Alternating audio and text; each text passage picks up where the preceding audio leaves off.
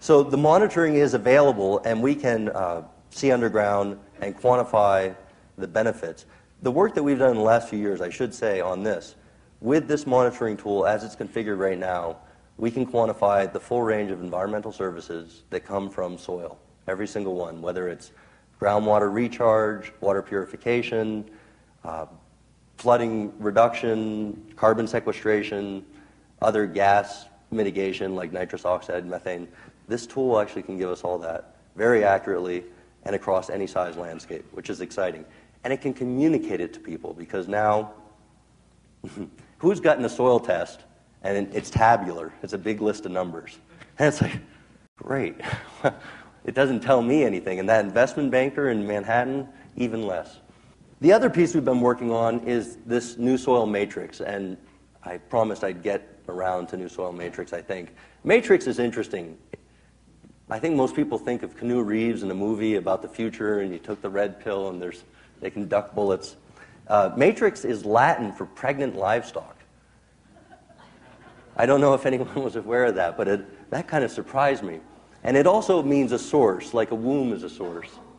So we call it the new soil matrix because we started finding all these information technologies that enabled us to think in whole watersheds.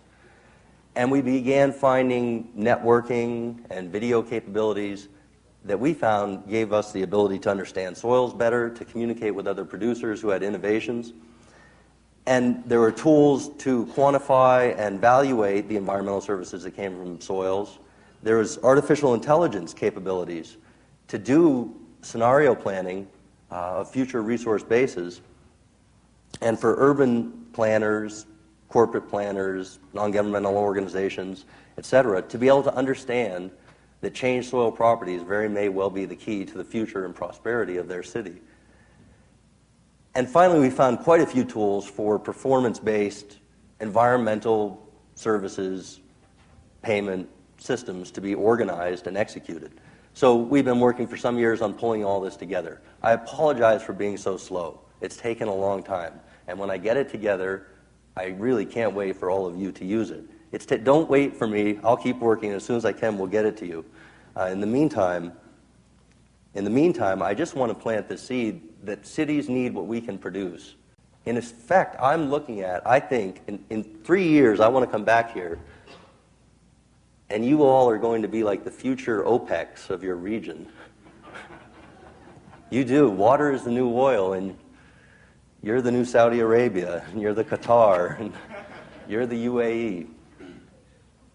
So building momentum. I think that we need to prove our case with monitoring and demonstrate that we can solve cities' problems cost-effectively, soon, lastingly.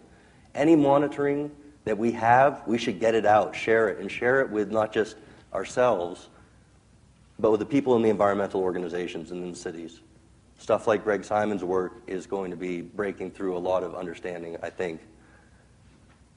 We need to make use of info technology to communicate the complexity of nature working.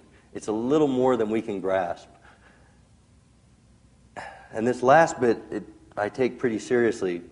Probably live like it's the last day of our life and ranch like the future depends on it, because it does. It does come down to us.